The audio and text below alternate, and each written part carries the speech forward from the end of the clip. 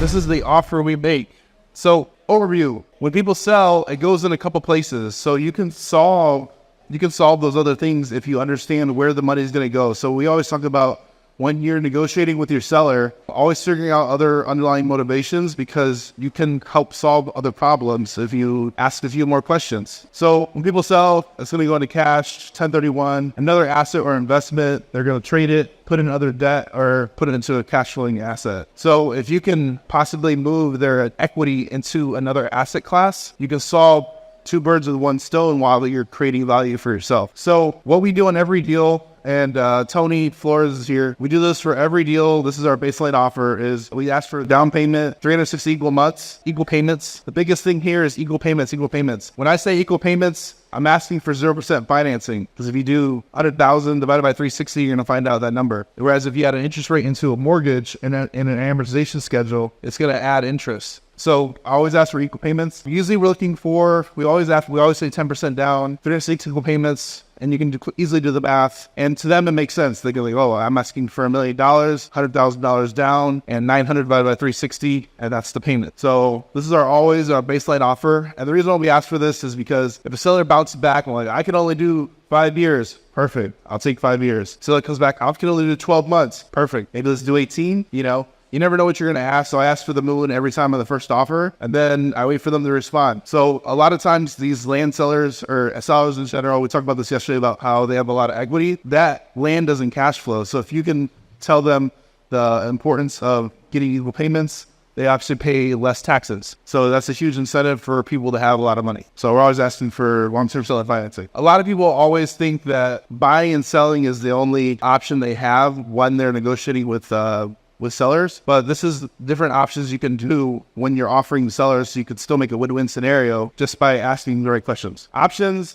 the seller wants a certain amount, which may be overpriced. Lock in your purchase price today for the future. So anybody here familiar with stocks, options contracts? It's the same thing with real estate. If a seller wants $10 million and he's overpriced, if you can lock him in with an option contract, guess what? You're locking in that option for the future. And as prices increases over time, you can still get a great deal. It might not be today, but you can lock it in for the future. There's other things you can do with sellers instead of just asking for the price. And this is like, every seller is motivated in their own way. So you can do certain things based off of whatever their motivation is. Long balloon. Seller would do 30 plus year amortized schedule, but will take longer to balloon. So we talk about this, a longer amortized schedule, the cheaper the loan. So we still do interest on loans. And it depends on what the seller wants. So like, we're always doing equal payments, but they come back with interest. We might do, so let's say a seller is like, I want 5% interest. So one of the strategies we might do is like, hey, we'll give you 5% added to the purchase price, and instead of doing 5% interest across the whole loan. So we can still negotiate a great deal at 0% financing, but we're overpaying across the whole loan, and it spreads out your payments. I'm a numbers guy. I mess with my amortization calculator a lot. I love messing with numbers like this.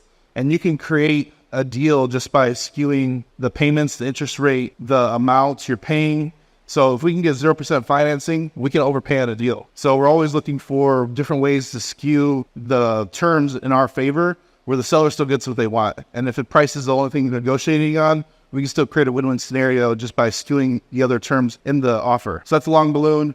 Interest only, principal divided by times interest, interest rate divided by interest. So we have an example here. Let's say we have a $100,000 loan with an annual interest rate of 6%. Interest only would be $6,000. So if you divide 6,000 divided by 12, it's $500 a month. What's the benefit of doing a strategy like this? Is you can push the balance of the total amount that you're buying the property for down the road. And as inflation takes down that property, if you get 10 years interest only, that value of the asset might be a lot more, or the inflation will actually knock down your buy down price. And it gives you opportunity to create low cash flow to the seller, but you can create value add opportunities. So if you have an apartment complex and you lock them in with interest only, you get a lower payment, so you cash flow higher and you can afford to do more capex, but it also gives you the ability to maybe refi 24 months down in the future. So it gives you the ability to essentially make your payments lower and value add and create more value in the deal itself without having to pay full PITI. Master lease. A lot of people do not like management. So we can do a master lease, an agreement where one party in master lease leases a property to the owner and has authority to sublease it to others. People have been using this with Airbnb arbitrage. they'll lock in their interest rate with their renter landlord, and then they'll sublease it on Airbnb and create a cash flow spread. So you can do this with any type of asset class, and it's just using a master lease. Title landlord doesn't want to manage. You can essentially, they can still receive payments on their property, but you're not having to deal with ownership. If you look more into master leases, if you do a long-term master lease that renews over year, you actually get all the benefits of ownership without owning the deed. So there's a lot of cool stuff you can do with master leases. Go ahead, hit me. With this, a master lease, you can actually write in a purchase price with that master lease that renews over and over, so you get the benefit of ownership and a purchase price, and you're managing the property for them. So you can negotiate, it's 100% negotiable, and you can do different forms of master leases. So it gives you opportunity to lock in a purchase price. This is a little bit advanced, but it's a way to ask for owner financing without asking for owner financing. All right, partnering innovation. We have a deal right now in Marshall, Texas. Partnering innovation is a little bit different, but you can leverage these with all your sellers, and they're great opportunity to create huge cash flow spreads and huge opportunity. So partnering, seller collaborates in the transaction equal benefit.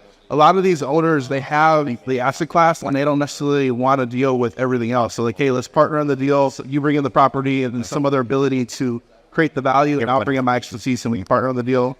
Innovation, seller brings the property, you bring the buyers. So you might bring the marketing, financing, engineering, remodel, property clearing, survey.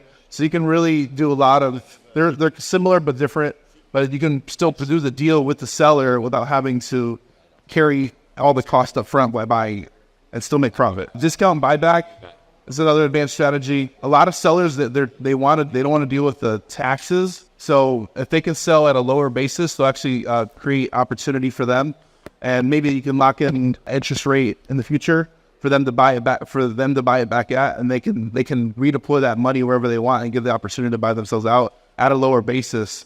So you can essentially get some cash flow without having to buy it at a $5 million property. You can buy it for $3 million and sell it back to them within the future at $3.5 or $4 million, whatever you're trying to do. But it gives them the ability to get cash now, release their property, and opportunity to buy back at a discounted rate. And they actually pay less capital gains because they're selling at a lower basis. So they can still move their property and the opportunity to buy it back. Short-term financing, we talked a little bit about this yesterday. Seller gets closer to their price and may receive cash flow. It allows buyer time to value add and stabilize the property. So we've done this with land, is we'll do a 24-month balloon with sellers, and it gives us the ability to subdivide it, find buyers for all the property, and then pay out the seller and later without having to put all the purchase price up front. It's all about ROI. If you have a deal that you're going to make $100,000 and you have to buy a $100,000 asset, if you can leverage that same asset with $10,000 down with monthly payments, and you create $100,000, you're getting a 10x ROI versus buying with 100 and only making 100, you're making 100% ROI. So you get a lot more leverage when you do short-term finance. Short balloon, we always do this with land. So land and houses, they operate differently. So with land, you can actually do under 5 years. If it's a house, and I know some house people here, but you can do a shorter balloon. We have a seller, I think Anthony mentioned yesterday, where we were trying to get a $3 million property with 10% down, and we offered them 3-year financing. And he's like, I need to talk to my attorney. And he's like, you know what? I need to do 5 years. I'm like, okay. So you can create a lot of cool opportunities here just by asking for a short balloon. Reasonable interest. We talk about this all the time. So it's okay to do reasonable interest if it makes sense for the right deal. So a lot of people are like, I want 0% interest deals and that's all I'm doing. Well, if the numbers make sense, you can actually pay interest and it still makes sense. So let's say you have a $500,000 deal and it's worth $2 million. You're still getting at 25% on the dollar. Why not give the guy 10% interest on his money? It's not going to affect you. You still have a huge spread on the deal, so it's not going to hurt you to pay interest, and you're still getting what you want. Seller gets what they want. They get their price and interest. But it's all about knowing where the value is on the property and underwriting that property and make sure it makes sense. So an older ranch owner doesn't want to charge high interest, but doesn't want to give a 0% loan. Like I said, every seller is going to be completely different, and it's understanding what their needs and wants are. And you have to ask these qualifying questions to make sure you're getting the right responses. If the seller wants interest and it makes sense to give them interest, give them interest. As long as you have the spread there to make sure it makes sense, give them interest. It's within reason. High interest. Same thing with reasonable interest. Sometimes you can pay high interest. So like we have a seller, let's say that 36-month balloon example, he wanted 10% interest. If I have the ability to create a huge spread, I might give them 10% interest because I know I can get that deal. I can be out of that deal in 12 months. And as long as they have the time to create the value and sell the property, I don't mind paying high interest, because high interest on $1 million might only be 100 grand. If I'm making 7, who cares? So it's all understanding how much interest are you actually going to pay, and does it make sense? But this is the last thing, cash. You get a deep discount, and everybody wants cash, but that's the last option we always give. And we always talk about that. And everybody's go-to for wholesaling is cash, cash, cash, cash, cash. It's our last option when we're giving a seller is cash, because it just doesn't make sense. If you can leverage the property in other ways without having to put all the capital up front, and we can still make money on the back end, why give them cash? So here's the value I'm gonna give back to you. Based off of if it's overvalued, fair market value, or undervalued, you have different tools in your tool belt to offer the seller. And it's all about understanding the underlying outcome and how much money you can create in the back end based off of what options you have. So if you actually text offer to 210-972-1842, you'll get a diagram of this, and it might help you when you're negotiating with the seller what to offer them based off of if it makes sense or not. You can actually, instead of taking a picture, just text the number. It'll actually come straight to your phone. Y'all killing me here. I see you. The camera got you too.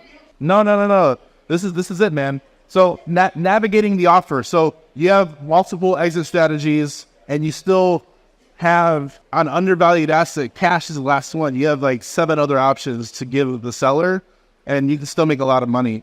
And you're not just offering one solution to one problem. You have multiple solutions to multiple problems, and you can create more deal flow for you and your business.